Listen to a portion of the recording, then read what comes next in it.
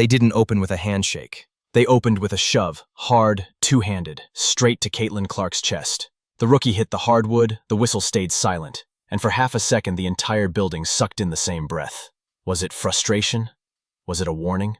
Nobody had time to figure it out, because Clark popped up like the floor was spring-loaded, tucked her ponytail, and jogged to the corner. No stare-down, no words, just a quiet reset. 5 minutes later, she'd drop her first logo 3, and by the final horn, she'd turned Connecticut's bully plan into a 17-point embarrassment. If you blinked, you missed the exact moment the league learned a painful lesson. The more you hit her, the colder she gets. Game tempo started like a pot slowly reaching boil. Natasha Howard sliced baseline, flipped a reverse, drew contact, hit both freebies. Connecticut answered with pure vet savvy. Tina Charles, high post feed to Monica Nelson-Ododa, slipping behind Aaliyah Boston. Early message from the sun. We live in the paint, come stop us. Boston replied with effort that screams on film. She sprawled for a 50-50 ball, kicked ahead to Howard, watched her teammates to coast. Next trip she sealed, pivoted, left-hand drop hook, clean. The Fever's guard battery followed suit. Kelsey Mitchell rejected a pick, knifed left, kissed glass.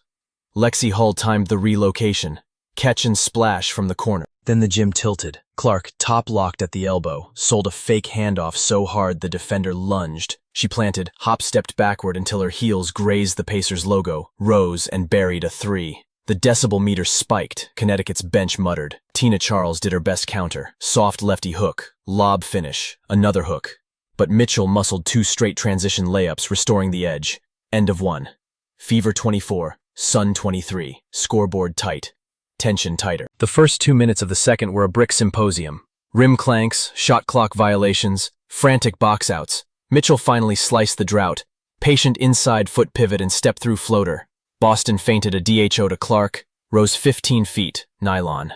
Connecticut's lone bright spot. Nelson-Ododa outscrapped Howard for a putback, but traps became gasoline. Sun sent 2 at Clark high left. She yo-yoed a crossover, froze a 6'7" hedge big at the volleyball line.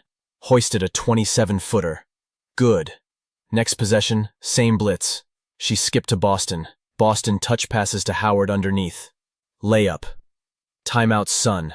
Crowd pounding railings. Out of the timeout, Clark lasers backdoor to Dantas for a lay, then walks into an above-break triple because a defender sagged half a step. 2 straight steals followed. First a telegraphed reversal, second an anticipatory jump of a pocket pass. Both became layups on the other end.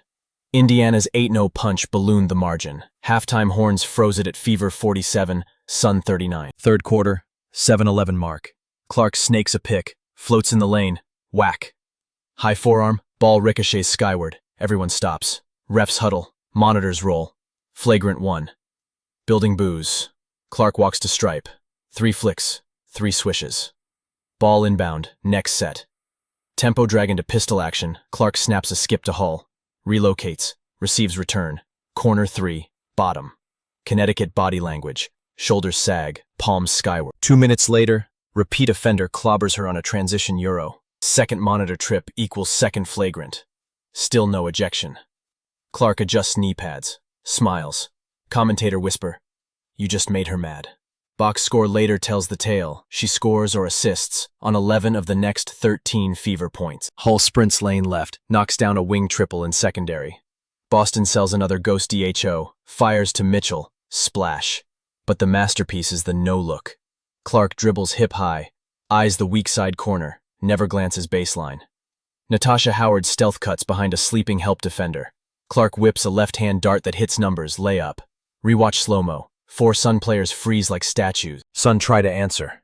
Sika Kone blows by Dantas' backside for a dunk at the rim lay, but Mitchell erases it with an elbow step-back buzzer beater. Score after 3, 68-52. Differential. Flagrant sequence, plus instant execution. Connecticut's opening salvo in the fourth is legit.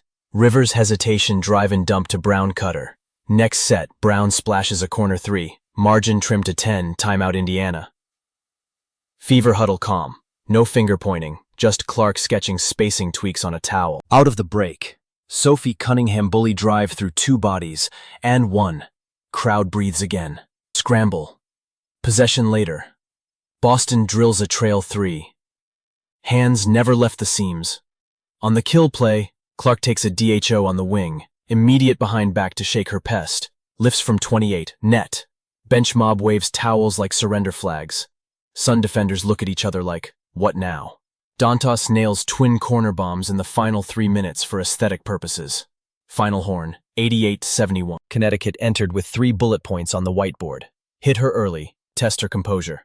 Top lock to deny handoffs, force others to beat us. Pound the paint with Charles and slips. Result? Early hits sharpened her. Top locks became step-back threes and no-look lobs. Paint touches vanished once Indiana's steal to 3 run forced Connecticut into catch-up threes of their own. Blueprint shredded. Connecticut entered with 3 bullet points on the whiteboard. Hit her early, test her composure. Top lock to deny handoffs, force others to beat us. Pound the paint with Charles and slips. Result? Early hits sharpened her. Top locks became step-back threes and no-look lobs. Paint touches vanished once Indiana's steal to 3 run forced Connecticut into catch-up threes of their own. Blueprint shredded. Every rival coach watches this tape tonight and faces a question. Do we risk physical warfare and possibly wake the dragon? Or try to outskill a player already lapping the league in PER? Meanwhile, fans notice the double standard. 2 flagrants, no ejection. Yet Clark smiles, drops 29, signs jerseys post-game. Ratings spike every time someone cheap shots her. That narrative writes itself.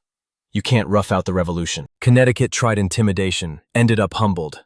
The rookie they wanted rattled answered with a stat line that belongs in playoff folklore.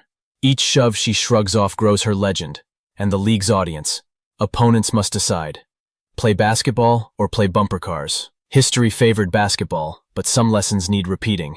In 34-foot slow-motion replays on national TV. Drop unbreakable in the comments if you felt the same energy. Smash subscribe, and buckle up. Next Road Arena gets their turn, and the shoulder bump counter is already at 002. Connecticut tried intimidation, ended up humbled. The rookie they wanted rattled answered with a stat line that belongs in playoff folklore. Each shove she shrugs off grows her legend, and the league's audience. Opponents must decide. Play basketball or play bumper cars. History favored basketball, but some lessons need repeating. In 34-foot slow-motion replays on national TV. Drop unbreakable in the comments if you felt the same energy. Smash subscribe, and buckle up. Next Road Arena gets their turn, and the shoulder bump counter is already at 002.